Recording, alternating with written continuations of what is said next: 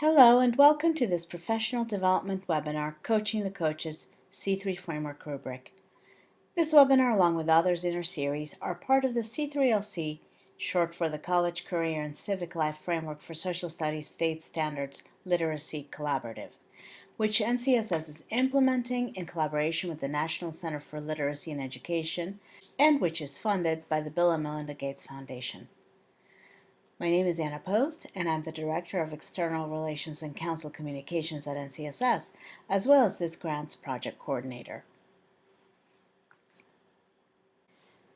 The purpose of this module is to initiate instruction through collaborative learning about the C3 framework and influence development, implementation, and assessment of C3 framework lesson units. This webinar is produced in conjunction with an in-depth investigation in which C3LC project pilot teacher groups can take information from this webinar, investigate the content further, and connect it to their work by visiting the Literacy and Learning Exchange website. Non-project participants will also be able to access the project activities and learning modules, but will not have direct access to the coaching supports that will be provided by the grant to the pilot group teacher teams. Before I introduce our presenters today, I just wanted to remind you not to hesitate in sharing your comments or questions via the chat box on your lower right-hand corner. Our presenters will also ask for your feedback and comments at specific points during their presentation via polls. With that, let me introduce today's presenters, Kim Heckert and Stephanie Wager. Stephanie Wager is currently the Social Studies Consultant for the Iowa Department of Education and provides leadership and guidance at the state level for social studies education. Kim Heckert currently teaches third grade in the College Community School District in Cedar Rapids, Iowa, and elementary social studies methods at the University of Iowa. Kim Heckert serves on the NCSS Board of Directors. Stephanie Wager has just been elected to serve on the NCSS Board of Directors. Kim and Stephanie, we're so pleased that you could be with us tonight to do this presentation. The presenters ask the webinar participants to introduce themselves in the chat box and then began to discuss how the C3 Framework rubric not only promotes collaborative learning, but also helps create a cohesive picture about how to develop and implement the C3 framework. They asked the question via poll, has anyone experienced a time when you were developing lessons or a unit in a collaborative setting? If so, what was that like? So this evening, what we would like to then build a little bit more on is how to use those PLCs that you're already in and possibly use that then with the C3 framework to guide us in the next direction. Yeah, so to create that common understanding when we talk about implementing the C3 and creating lessons and units that are aligned to the C3, as many of you referenced, part of the power of that is having a common language that you're speaking and a common document that you're looking at to say, well, what does that really mean when you say my unit is aligned to the C3 or my teaching is aligned to the C3 framework? And so one of our goals was really to create a document that sort of summarized what that could look like and kind of break it down on paper. And this rubric was designed and modeled after the EQUIP rubric. So some of you may have either heard of that or had some experience dealing with that. It is a rubric that was designed to evaluate Common Core lessons and units. And so we wanted to kind of keep in that same spirit and not reinvent the wheel for people that might be familiar with that. So on your screen, you should be able to click the title that says C3 Framework Rubric, and it should take you to a Google Doc that is the rubric itself, because obviously it's pretty difficult to read anything from the screen that you're seeing in front of you.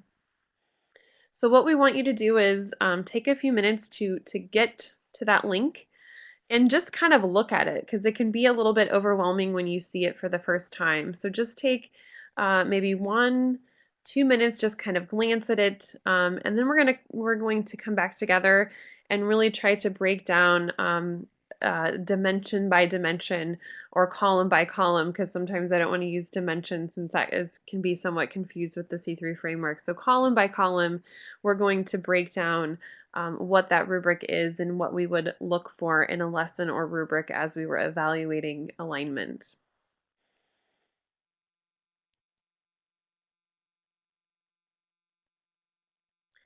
Yeah, Gloria had a question in the chat box that I'll just answer while we're kind of giving people time to look at it. Yeah, the Common Core rubric, there is a Common Core rubric for English language arts and for math. But many social studies teachers will use the English language arts one as they're looking at the literacy standards for history and social studies, and it is called EQUIP, EQUIP. And so if you Google that, if you're curious about kind of looking at that and seeing that, you will see very similar rubric to the one that is in front of you. Okay, you've had a few minutes to just kind of glance at it, and so we're going to do a quick poll. And we're just going to ask you, what is the first thing that sort of comes to your mind as you look at the rubric? Is it overwhelming? Do you see elements in there that you've already seen in other rubrics? What's kind of the thing that comes to your mind when you look at the rubric? So we'll take a few minutes, answer that poll, and then we'll chat about feedback.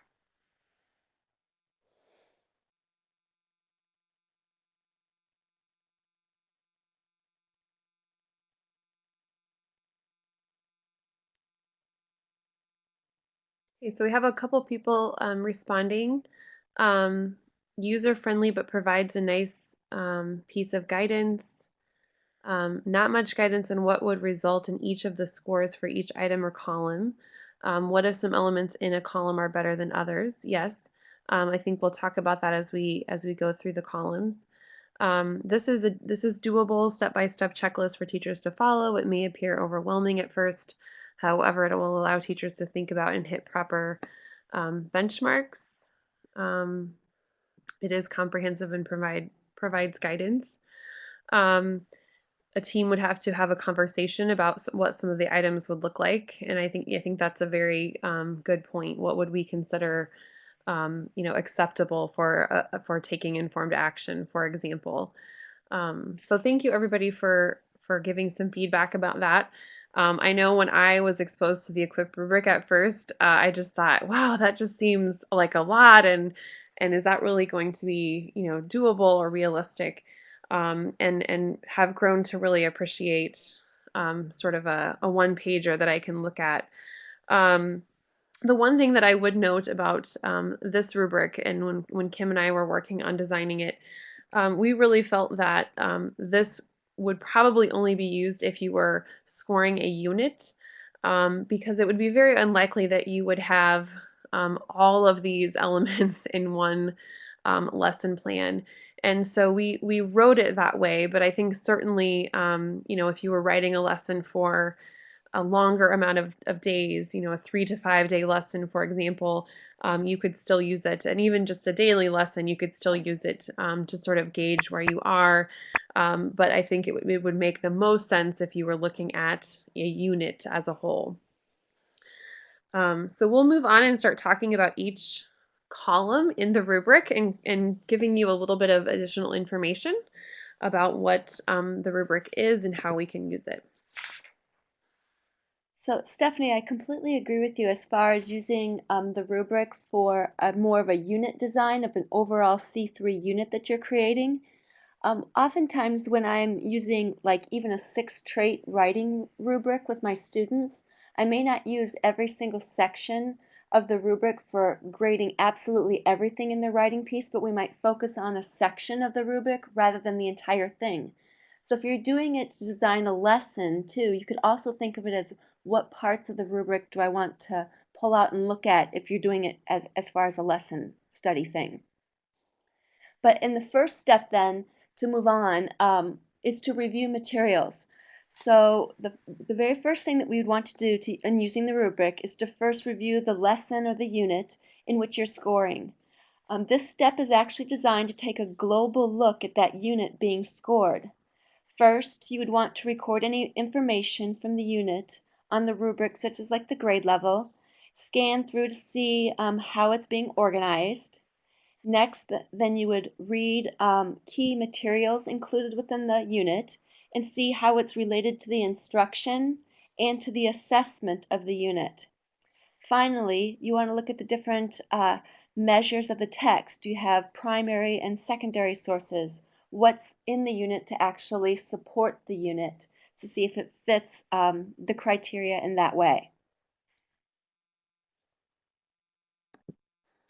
Okay, so while Kim talked about kind of that first step, that global look, kind of like when you're reading a recipe, you want to read the whole recipe first to really get an idea of what's going to happen. I'm going to talk about the second step that you would want to do, and that's applying the criteria in the first category, which is the sort of alignment category. This to me is sort of the non-negotiable category, because if you're evaluating a lesson or a unit that just really has nothing to do with the standards themselves, then there's a problem, right away, and it kind of needs to be revised or redone to make sure that there's strong alignment with the framework and the Common Core literacy standards. So we're going to start looking at those individual categories identified within the rubric. In the first category of the rubric, you are going to look at the alignment, like I just said.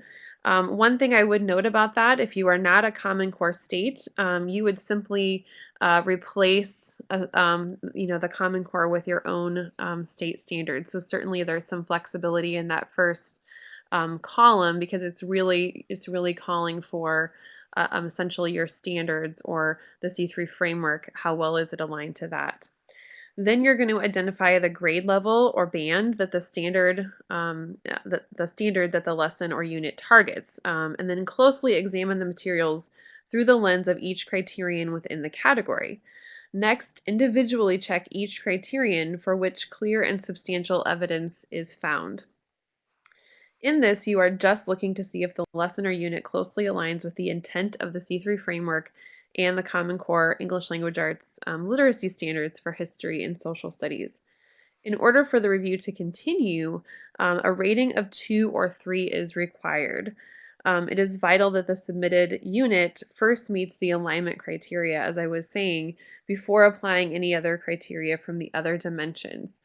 The equip rubric does break down what is considered a 2 or 3. We wanted to leave that sort of up to the reviewer to some extent, simply because everybody is in a little bit of a different place with their state standards and those kinds of pieces.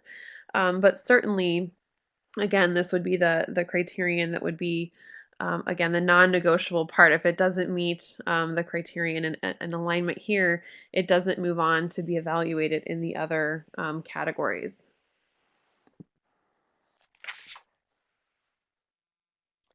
All right, next we're going to look at categories 2 through 4 of the rubric.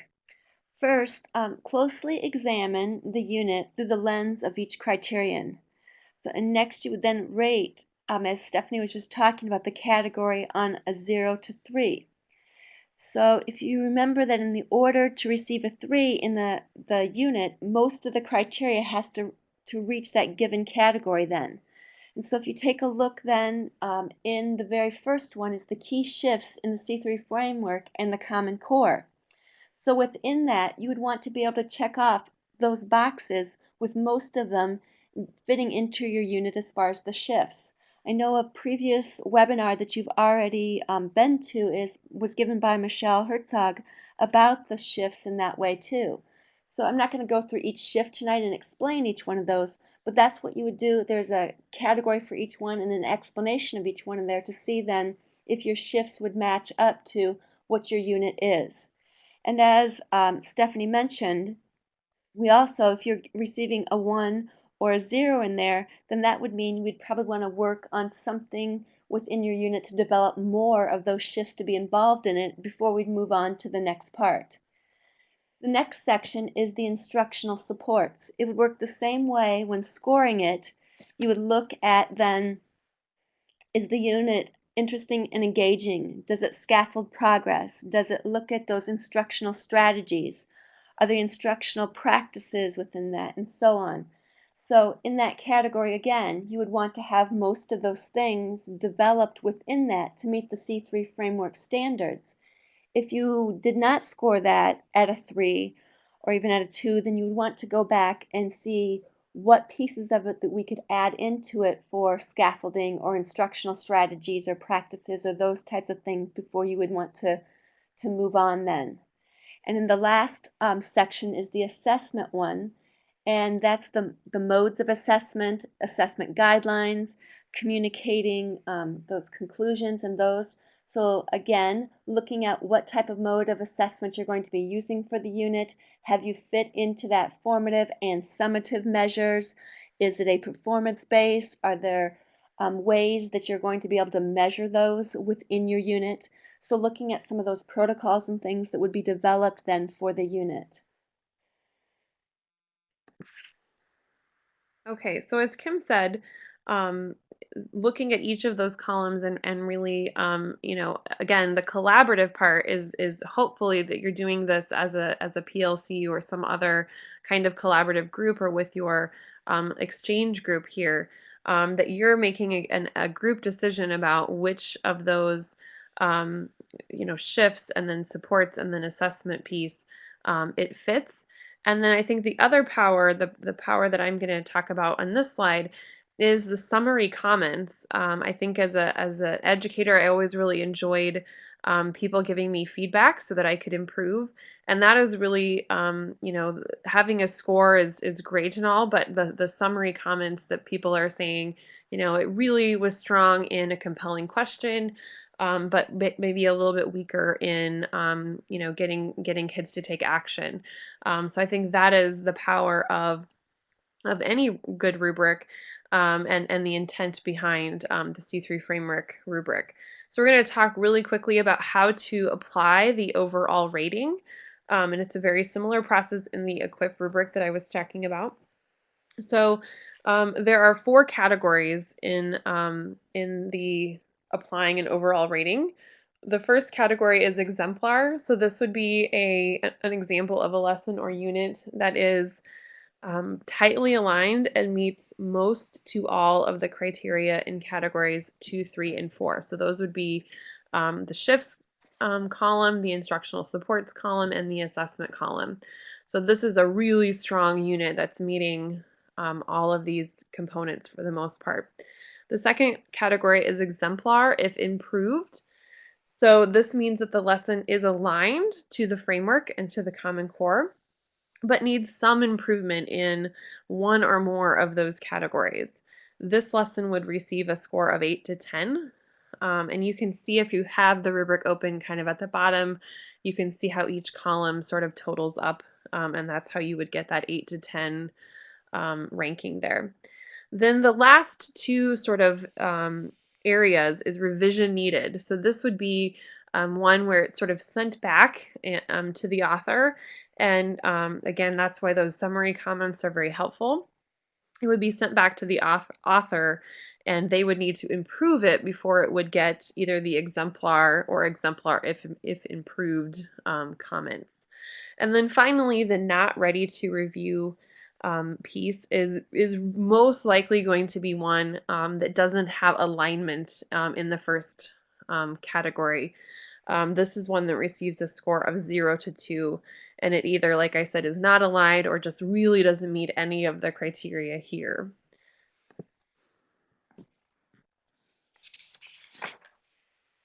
So after hearing a little bit about the C3 framework rubric, we want you to think about a couple of questions and process them. You're going to see 2 polls come up on your screen. One is going to have the question of what challenges do you think your team will encounter in using this rubric? And the second poll is, how do you think this rubric could help students move forward in their learning? So if you want to take a minute to respond to both of those, then we will discuss them.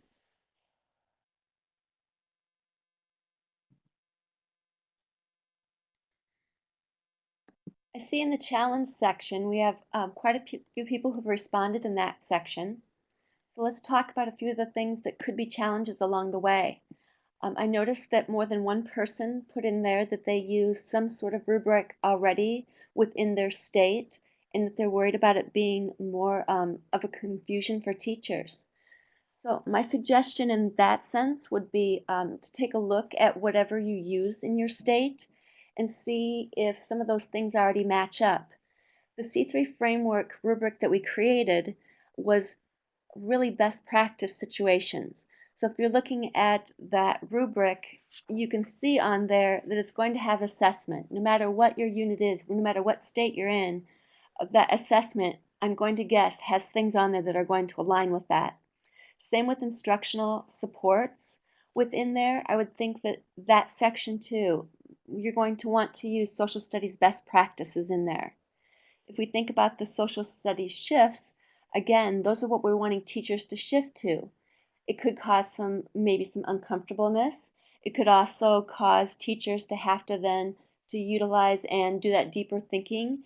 And so that is a little bit what we want people to do, is maybe get out of their comfort zone and try a few things along the way. And I do understand that challenges arise in that situation, but also when we feel a little bit uncomfortable, sometimes that makes us reach, the place that we actually want to be in our teaching too. So that would be my recommendation, would be to look at what you already have in your district or in your state or whatever place you might be in, and see how do they correlate with each other. And also to think about it, this as being a social studies shift and trying to shift to the C3 framework. When I think about the C3 framework, I don't think that it was designed as this new aha in all these areas. Instead, I think of taking all the best things that there are in social studies, and they've put it all into one thing called the C3. And so if we're truly moving kids forward and teachers forward in the C3 framework, I think that this will allow us to maybe try and get there. So I would say try it collaboratively. If you need to tweak it or if you need to adjust for your situation, I would suggest doing that too. But the other feedback that I also see in there, that it gives us more of an opportunity to try and get us where we want to be, which is ultimately the goal. When looking at how could the rubric help students move forward in their learning, I see combining collaboration, literacy, civic action all together with a yes next to that. Following the rubric maintains student-centered focus, which is the hallmark of inquiry, instruction, and learning. And those balanced assessments, again, with multiple types of assessment for learning on the radar. And it does a great job of defining teacher expectations and intended student outcomes. And I agree with each of those statements that have been posted. And I also look at it that in a video that you're going to soon be watching with some teachers using this, we did that within my district. And when I showed the C3 framework rubric to my PLC group that we did the video with, they felt the same thing. It was as if some of the things were like, well, I didn't even realize that, or I didn't know that. And so to not know it and have that right there on the rubric is something that maybe if we don't even have this in our unit yet, but it's something now that I can look at to help me development of my next unit, or to make this unit be better. So thank you for giving your ideas in that situation, and we'll go ahead and move on to our next slide and looking at the collaborative team using it. All right, so if you were able to join Kim and I for part 1 of this investigation, it was sort of an introduction to collaborative learning, and it may seem like two separate things, like we're talking about a rubric now, and before we were talking about collaborative learning, but we hope you've really seen how those two things really go together and the power of using the rubric in a collaborative setting. Of course, you could use it individually and use it just as a sort of a self-check as well as you're developing lessons or units, but certainly we really want you to see the power in the collaboration. So as Kim mentioned, she tried this out. She was our guinea pig in her district to sort of see how it would work in her own PLC. And now that you've seen how to score each category and just kind of gotten a little bit of a teaser for each category, we're going to take a closer look at how her PLC used the rubric to assess a 3rd grade lesson on segregation. Keep referring back to that. So to the image. Yeah, which before this, I don't think that they've done that really well. But I think practice, helps with that too. All right, so if we take a look then at the key shifts in the C3 framework and the Common Core, we've got quite a few shifts on there. What are you guys thinking about that? I feel like we addressed the shifts when we did our planning of the unit. We looked at all the dimensions of the C3 framework, and we really embedded our literacy standards in the lessons as we were planning, so I think we did a really good job addressing. Good questions. Right. I agree that the questioning piece of it's in there with our compelling or supporting. We've got the collaborative piece in there. You know, our literacy practices, we really, really focused on those through a lot of our PLC time. Yeah.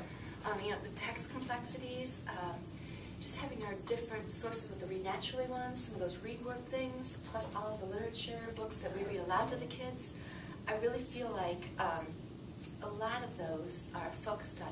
And, you know, just with our writing from sources, too, the whole summative project that we have planned for them to actually create their own nonfiction text about slavery through segregation really fits on that. That's more of a summative, but we are checking that along the way, too. And they put that academic vocabulary into their books as they write. Exactly. So really focus on those text features when they do that. That academic vocabulary goes within that, too. So. I even think that academic vocabulary translates into other areas, because I'll hear my kids talk about that during our class meetings or during our morning meetings, where they're bringing that and kind of connecting to their own lives too. Right, exactly. So then if we look at like the instructional supports within the next area of the rubric is that, which I really feel like this whole unit is so amazing to them because they don't really realize that this happened in history, that there was such a thing as slavery, that there was such a thing as segregation. And that it wasn't as long ago as they think it was. Exactly, and how long it actually lasted. I think that interest and engagement keeps them hooked to the entire unit. And with all the literature, the wonderful books that there are there. And they just don't even want you to stop reading. Right. And they just instantly, naturally internalize everything. I agree. And so when we look at those, I think all the instructional supports are there. I think this unit is such a good one, and especially this lesson that we're looking at, the photos, is such a good one for differentiation, because our students that maybe aren't our highest readers can take part and be just as much of a participant as your higher readers. As they're looking at the images, they focus into the pictures as struggling readers usually do, and there's little amount of text, they just have to look at the sourcing, so they have as much opportunity to be successful at it as your higher learners as well. I agree with that completely. The other thing that I think stands out in this one of them is technology, and although we don't always let them go look for things online with this unit, because there is some things that you kind of have to be careful with, third graders, that we don't necessarily want them to see and know all about everything that happened with the violence and how immense that really was. I mean, if they understand that there were sit-ins and that there was violent things, I don't think we need to necessarily show them all the pieces that go with that. But I do think that this lesson that we did leads to that technology piece that we're, making that digital timeline next in Computer Lab, that these images can then go on that timeline, and it really makes that visual representation when they're creating that timeline make more sense too. We've been really planful too with our technology person for her to help us with sites that are good, instructionally sound for our students, and safe, that we know that they can go there. And So I think that instruction supports, we've looked at not just, even media specialists, we've looked at our, computer lab specialists, as you just mentioned. We've really planned together, so I think that we have done a nice job of really thinking through some of that stuff too. So if we go to the very last piece of it, I think that will get us into more of the part of talking about the lesson that we actually did in that, because it's assessment. And so in that we know we have a summative assessment with the end in mind of looking at the kids are creating this, nonfiction book. We also look at formatively along the way, and use that rubric of thinking of where the kids are at as far as when they analyze an image, where they fall on that. And so taking a look then at our student work in here, what are some of the things that stood out to you guys about how do you think that they did in this lesson, as far as analyzing the images and stuff like that for segregation? For mine, I realized we've talked about segregation, we talked about what prejudice meant, but we hadn't really gone into the different types of oppression, different types of segregation, so that's where after I've done this, looking through this, that's our next step, is to talk about where were the African Americans oppressed and what types of segregation occurred, because they know there's segregation and they know that's separation of blacks and whites, but they are not exactly knowledgeable about what types of segregation there were. All right. That was for my group. One of the anyways. things that I noticed in my group was they did a nice job of looking at the sourcing, which I didn't push too much because I wanted to see who would naturally go there and who didn't. And I would say probably, 90% of my kids did a great job with being able to find, where the image, what the dates, where the images were. But then I still have quite the, range of the ability levels to really analyze photos, whereas I have had one group, exact same photo, really the lunch lady is refusing to serve the black men, whereas the same picture in another group, oh, well, the black men were sitting down and eating at a counter. So I really still have that range of understanding. So some of those books that we Yep. put into it should help clarify some of those Yes, misconceptions. because we haven't read books like The Sit-In and all that Right. yet, so. My kids, from looking at their questions, I can really tell that they are starting to understand what segregation was, but their questions are showing me that they're ready to understand, so how did they overcome the oppression and move in? They're ready to know about some of the civil rights stuff, because they're asking, was Martin Luther there? And we haven't talked a lot about him, but they have that background knowledge and they're ready to find out, so how did he fit How do- in? and how did we this fix end? it? Yes, Yes. yeah, and that's what I can tell from their questions, that they are ready for that next question. That's exactly what I noticed in mine too. One of the students asked me, he said, all right, we figured out how slavery ended with the 13th Amendment, but now we've learned that there's all these different oppressions that happened after the Civil War. How did those stop? Right. What caused this to end? And, who was the president that did that? So the kids really, I think, are ready to move on to that piece of it too. Good point. Of Right. really looking at. So now they understand just by answering that first supporting question and the second supporting question of what was slavery and how that ended, and how was our country divided, and they kind of know now how that piece ended. But they really want to figure out now, just introducing this to them with that vocabulary, because I feel like that academic vocabulary of sharecropping and segregation, voting rights, those are things that the kid, the prejudice, right, that our kids, and even oppression, they Right. didn't understand what those were before starting this They unit. do, yeah. And now they want to know, how did they get from there to where we are today? Yes. Right. And where we're all together. Who So helped that? I think this is actually a good formative assessment for segregation, Yep. just because it gives us then a snippet of what they really do understand and where their misconceptions are at to lead us into what read-alouds do we need to do Yep. next. And I Yep. think we have those sources already available Yes. to us. We've got some of Yep. those ready to roll. Yes. So I feel like our next steps is to do some more of the read-alouds, Yep. start moving into some of the other types of oppression, and as you said, Nikki, other types of segregation that there were, and maybe even leading into what you said, Caitlin, of then how did people fit into this? Because I don't also, like you said, they know Martin Luther King Jr., but I don't want them to think that Martin Luther He King... was the one that fixed it all. Yes, Right. exactly. Yes. That's just what I was And there's so thinking, many too. no names that are important. That's why these books would be great, because it's not people that they've always heard of. So we have our Ruby Bridges or Rosa Parks, but there's also all these other people that weren't famous, but they're the ones that took a stand. Right. And then maybe we can get kids, I think that Dimension 4 is sometimes hard to get to in the C3 framework.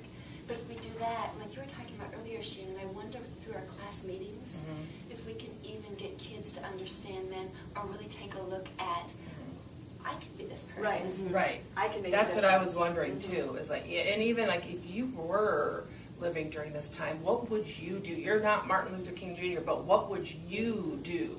Could you have been Yeah, that could you brave? have- Could you have Right. been that brave? Yep. Yeah. It's easy to say it, Or but to actually do even, it. the prejudice that we even have within our classrooms now, just the economic base. We have the haves and the have-nots. Having kids realize that everybody inside can be a nice person. It doesn't Right. matter what they wear on the outside. Right, It's just some right. of those things I think that we can really bring out. And think before you speak next week, I think that Tie this right talk in. can tie right Mhm. into that too. I agree. All right, so anything else that you feel like next steps should be? I think we have a pretty good grasp of where we should need to go I think next. so too. Yep. All right, so we'll start looking at some of those lessons then and planning those and getting ready to roll those out then next. Perfect. Sounds great. Okay.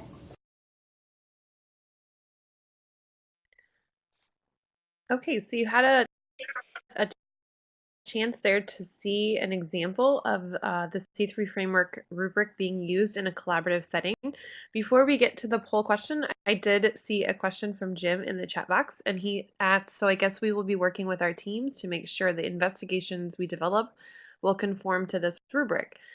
Jim, I would say that that would be mostly true. I would refer back to what Kim said about really trying to think about if there are certain situations or certain states, tweaks that need to be made for your own situation. I would definitely say that that makes sense. And certainly we'd created the rubric to be helpful, and hopefully thinking about creating units and lessons in a more common way so that we have kind of a guideline or a threshold that we want to say this meets sort of our C3 framework standard of quality. I would think of it more like that rather than to my knowledge, nobody will be checking your unit or lesson to ensure that, but I think it should be a good guiding document that we use to ensure that we are each trying to develop lessons and units that do match that. So if I didn't answer your question, feel free to chat back, but that would be my quick answer to your question. Okay, so we have a quick poll. So as you got a moment to, or I think that was about 12 minutes to kind of see a collaborative team in action, and many of you have probably sat around those same tables and had very similar conversations with your colleagues. We wanted to really ask the question about why is the focus on collaborative learning so important for successful use of the rubric. Certainly you could, like I said, use it individually, and it definitely could be used that way. But why is sort of that collaborative setting key for using it in the best way that it could be possibly used? So take a few minutes and think about that and respond to that poll question.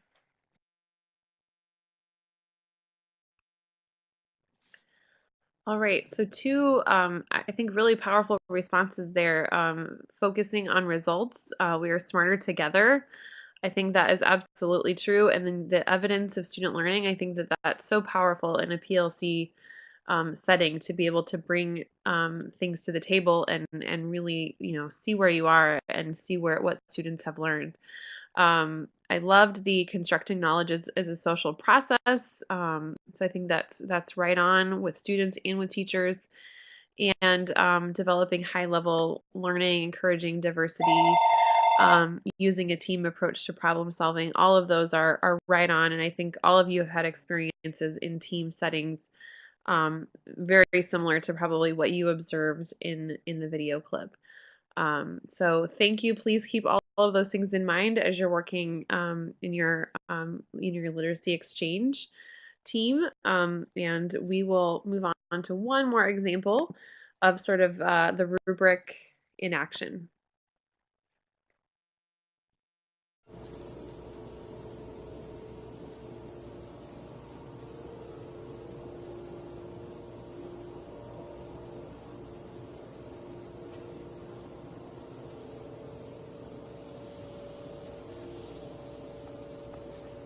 Boys and girls, we're going to be starting this morning with using the close reading strategy to look at a passage called segregation. Would you guide us through that? So I thought it might be good for us to use that same paper again, just so it refreshed our memories on what we were supposed to do. So if we take a look first, we'll need to put the title. What's the title of the passage that we're going to be using? Segregation. So let's put that right there at the top. The next thing that we have to do for close reading is decide the purpose of this text is to do what. So what would be the purpose of reading this passage about segregation? Max, can you help me? To inform. So if we think about the three different pieces of purpose for reading, inform is one of them. What's another? Entertain us. What's another? To persuade us. All right. So why do you think inform, Max? Because this is segregation, non-fictional. Right, so we know it's non-fictional. We know that it's non-fiction that's a pretty good idea that it's going to be an informational type text that we're going to be reading, isn't it? So in knowing that it's informational text, what are some text features that you already see in the passage of segregation? What do you see, Alexis? I see some keywords in there too. Can you tell us a keyword? Civil rights. Civil rights. What does that mean? What does it say in that box? Rights that everyone should have. All right, so rights that everyone should have are civil rights. Another keyword that's in there, Anna? What's legal mean? Allowed by law. Something that's allowed by the law. So if we think back for just a second, just knowing those two words right here, it makes me think back to what we were talking about over here. We're at the third question now, that's a supporting question, and we've been looking at what ways were African Americans oppressed after the Civil War, and how did they overcome this oppression? So there were three main ways that African Americans were oppressed. Talk to a neighbor right now. All right, my friends, we need three different oppressions. I'm going to draw a stick to see if somebody can tell me an oppression. Leanne, can you tell me one oppression? Segregation was a way that they were oppressed. Bryden, what's another way? Sharecropping. Sharecropping was another way. And Erica, I need a third way. Do you remember what the last one was? Voting rights. You're exactly right. So when we talk about oppression, what does oppression mean? We looked up that word in the dictionary to try and figure that out. Who remembers what does oppression mean? Anna?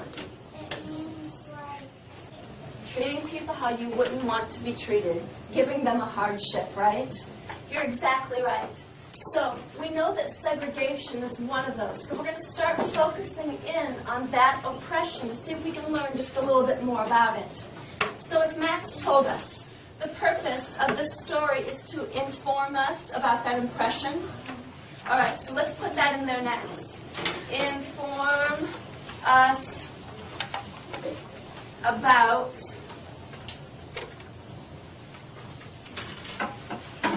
the oppression of segregation. So our very first thing that it says that we need to do is to look for our title. What's the main topic or title about in this passage? What would be the title, Jordan? Segregation. So highlight segregation. everything in the passage is going to be about. You got everything in the whole passage then should relate back to that topic of segregation. So we want to, first of all, always look at what the topic is to get our mind focused in on that. The next thing that it says to do is to underline the topic sentence in each paragraph in yellow. So we're going to need the paragraphs and decide what's going to be the topic. Where are they usually located at in a paragraph? Emma, can you help me? The beginning sentence or the last sentence? Beginning or ending. So let's take a look as we read this one together, what those are going to be. Before you start reading the passage, what do you think we should do? Read the question. Let's read the questions together. Number one, what were two problems African Americans had when slavery ended? Okay. Number two, what does segregation mean? Number three, slavery ended in 1865. Buses in Montgomery, Alabama were segregated until 1955. How many years had passed? So those are our questions that we have that we're going to be answering as we do this today. So now we have those in our mind of that's what we're looking for to help us focus too. So we know it's on segregation. We know we're going to need to answer these questions. We've had the questions, we've had the keywords, we've had the topic. Now we're ready to read a paragraph. How will we know where to stop reading if we're reading a paragraph to find the topic sentence? Alexis. Look at the sentence under and it says and that's where you stop. Exactly. So we have an indent right here. We know that starts the first paragraph. There's another indent right here, which tells me that's the end of the paragraph right there, doesn't it? Read that part with me right now. Slavery in America ended in 1865 at the end of the... Emma said earlier, first sentence, last sentence. I'm going to reread those. Slavery in America ended in 1865 at the end of the Civil War. Is that what this whole thing is about in here? Or is it, this is what is called segregation? What do you think? Which one do you think it would be? Dennis, do you have an idea? Anybody agree with Dennis, or are you thinking no? Okay, so I see a lot of agreement happening. So that means let's take what color? Yellow, and we are going to highlight that one as our topic sentence. Reread the very first paragraph to yourself again right now. Go. Talk with a partner. What are some key words that you just underlined in that first passage that you think really stand out, that are important details? No, we have 3 to 5. Words then that you had in common with a partner that you just talked with that you think are really important details. Peyton, can you give me one? Segregation. Segregation. Are you guys, anybody else do that one too, in agreement? Yes? All right, I agree too. Segregation. What's another one? Civil War. Civil War. What does Civil War do? It ended slavery. It ended slavery, but then segregation started because ending a Civil War brought new what? So they brought new problems, and those problems were segregation. Macy, something else? Separate. Separate. Ah. I think that's an important word too, because what do we know about the word separate? Segregation. Separate. Segregation means to separate. You're exactly right. So if I look 1, 2, 3, 4, 5, I should stop. The swimming pools, yeah, that would definitely be one. So we've got buses, theaters, restrooms, swimming pools. All of those where they eat and drink for restaurants, all of those had to be different and separate from each other. Let's go to the next paragraph. Right, the voting. They were making it hard for African Americans to vote, weren't they? Peyton. African Americans. African Americans, because that's who they're targeting, isn't it? Exactly. Is that what you were thinking too, Logan? I noticed you put your hand down, so there was an agreement there. Emma, did you have a different one? Segregation laws. Segregation laws. Okay? We're going to be learning what some of those laws were called. They had a special name, too. So we'll learn a little bit more about that a little bit later today. Allison? Not change. Not change. You're right. Okay, so we should probably stop there because I think we have our 5 there. Let's go to the last paragraph. Read that one on your own. Decide on 3 to 5 key details and then partner it. Laws change. So we want to change, don't we? Caitlin, something else? Civil rights movement. Civil rights movement. When was that? As we read, let's see if we can answer question 1 and put a Q1 by where in our text we can cite the evidence to help us know that that's the answer. So the question was, slavery in America ended in 1865. Is there anything in that paragraph that answers a problem that African Americans had when slavery ended? Kaylin? Segregation. Segregation. So let's put a Q1 by segregation. Voting rights. So let's go to the spot where it talks about voting. I think we even put that as a key word, a key detail, didn't we? So let's put a Q1 in that spot right there. We have talked about the race strategy this year, looking and citing evidence, and then using part of our question to actually answer it. So what would we use to start our answer, Erica? So this part right here of the question is what we would start our answer with, and then we would tell our answer with that. So let's put that in there right now. 2 problems African Americans had when slavery ended were. And if we go back up to where we just put our Q1s, one is going to be segregation. I agree with you, Logan and Dennis. And the other one would be voting rights. So then the third question. Slavery ended in 1865. Buses in Montgomery, Alabama were segregated until 1955. How many years had passed? Actually, yeah, third paragraph. Okay, so in the last paragraph, about how many is it? 100 years. It's about 100 years. So we talked about how sometimes we estimate things too. If we wanted the exact number rather than just the about that they told in the passage, what would we do then? We want to see. You would do 1955 minus 18. 100 years. So this one's just talking about how long the buses were segregated. Now, Caitlin, I go back to the question that you asked a couple of days ago when you were asking Mrs. Heckert. We know how slavery ended. We know it was the 13th Amendment. We know the Civil War ended. We know that. But you were asking the other day, how did segregation stop? How did sharecropping stop? How did voting rights? How did those forms of oppression stop? Does this help you kind of get some of those answers right now? Yes, it helps me figure out how the segregation of the buses stopped. Right. So this one, they're really focusing on buses. We know that bus boycott that they're talking about here. The next question that it asks me is, the main idea of this article is... Talk to a partner right now. What do you think the main idea of this article is? How segregation affected African Americans. Okay, so the main idea is how segregation affected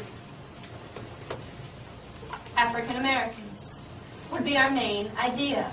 Would you please go down and mark any text features that we used in this article to help us? Who has a text feature that we can put a check mark by? Dennis, what'd you find?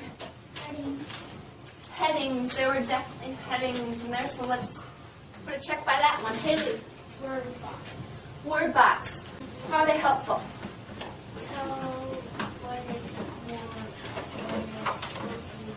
Yeah, what the word means. Exactly right. And what do headings do for us? What do headings do, Caitlin? Tell us what you're reading about. Yeah, what we're going to be reading about. Any other things that you saw as a text feature in there, Erica? Photos. Photos. What did the photo do?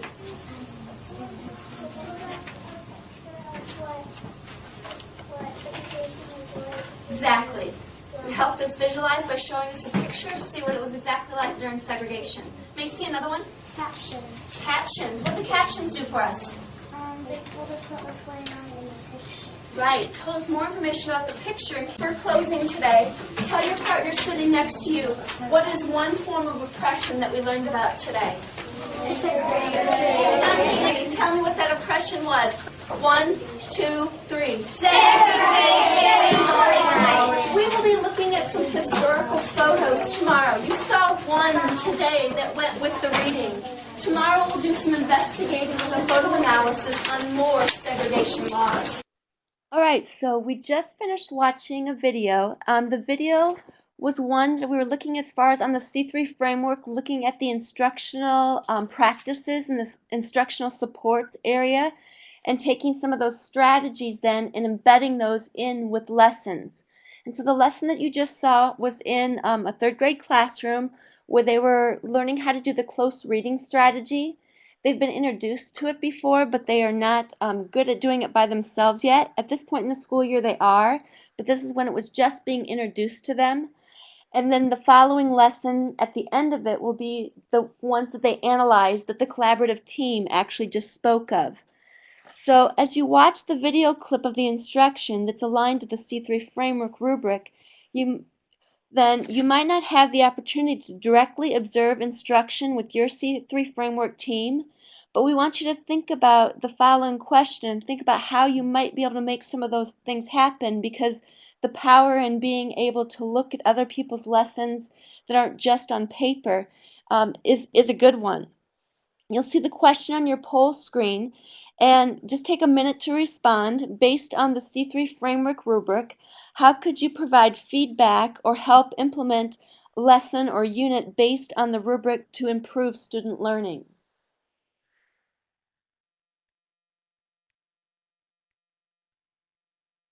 In looking at the responses to the poll, we did exactly, this was actually where we were hoping to go with this, because we started off with looking at the entire rubric and each of the pieces of it. And then we tried to show how then a PLC could look at that rubric together as far as a whole unit. So from there, we wanted to take a lesson and really then zone into that lesson so that you could see a piece of the rubric and how that would fit together. And so your comments of talking about the C3 framework, providing a spectrum of skills and benchmarks to help teachers do target areas for students after assessing their strengths and weaknesses. Improvement can be made up front through the rubric to design effective instruction from the onset, but also during the instructional process through that feedback and that formative assessment, using those coaching conversations and individual teacher observations. Someone suggested offering someone to come on into their room and look at the rubric to take a look at their lesson in that way and then do that back with them.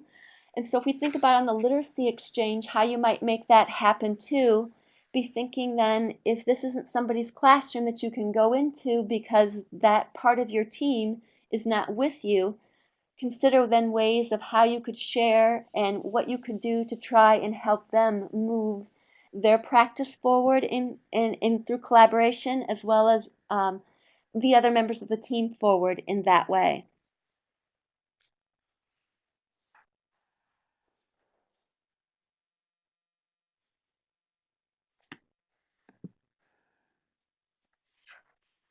Okay, so as we close out the webinar tonight, we've in this two-part series around collaborative learning, we've learned about collaborative learning and the importance of doing that, especially as you think about yourselves as team leaders. We've learned tonight about the C3 framework rubric, and we've observed the use of it in action. So as we move forward with our own collaborative team, or with your own collaborative team, really, think about how all of these pieces fit together, because you're not in the traditional setting necessarily in many situations anyway with your colleagues in your school or your district. How will you introduce your team to the C3 framework rubric and move forward with the big picture in mind? So as we close out tonight, we'd like you to think about that and respond to that in the poll on your screen. Maybe you've thought of a really creative way, or maybe you are working with a team in person in your own district or situation. So how will you introduce your team to this idea of collaborative learning around the C3 framework? And then we'll get ready to close out the webinar.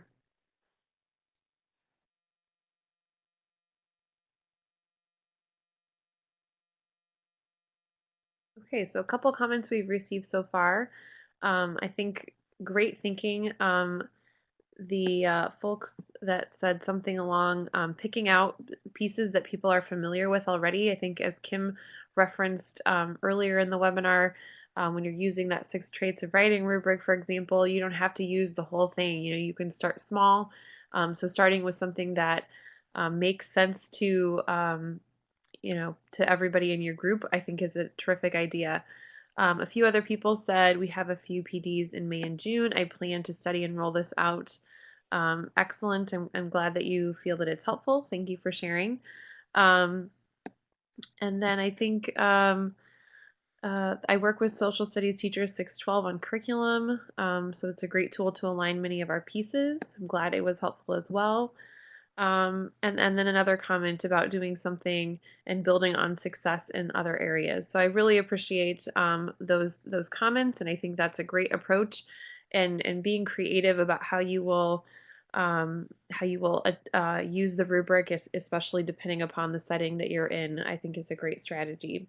So we're going to close out the webinar for tonight. I think Kim has a few final words for us, and thank you for joining us, everybody. Thanks, Stephanie. As far as, I just want to add one more last thing to what you were talking about as far as using and implementing it. Keep in mind that even if you look at some of those best practices and focus on a few of those and keep adding to that, I think that's a great way that teachers don't feel as overwhelmed then. So when you were talking about, keeping in mind what they already know and maybe what isn't. So that's exactly what my team did when we were doing that PLC, was to try and add a little bit more with the close reading strategy because my whole team had not done a lot with that. And so that was where we chose in that instructional strategy part of the rubric to try and move ourselves forward. And we found great success now with doing that with the kids. And so now we're trying to work on the more of the taking action part because we feel like we're not, we don't have enough strength in that area. So I think if you just keep taking piece by piece, that will help you with that too.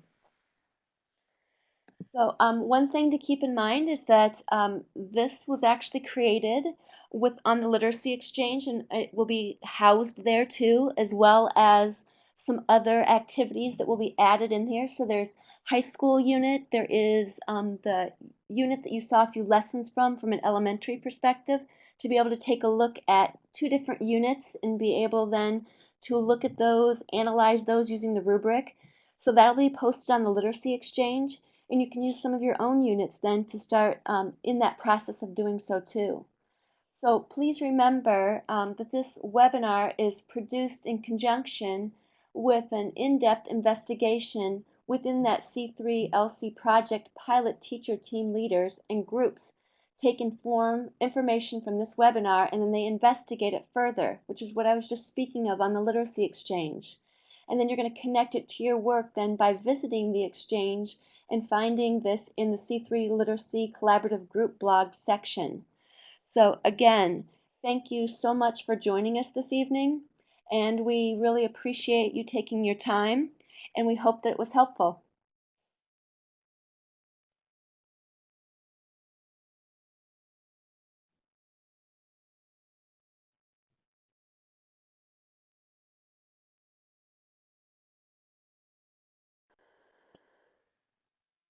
Thank you for participating, everybody. I know that Anna wanted us to mention that on April 15th is the next webinar on developing questions and planning inquiries with SG Grant. And also, if you have a few minutes before you leave, we would like you to fill out that brief evaluation that's available at the link that you see on your screen. Thanks so much. Have a good night. Thank you, Kim and Stephanie. My voice is leaving me, and I appreciate you stepping in and doing that. Thank you, everyone, for attending. Good night.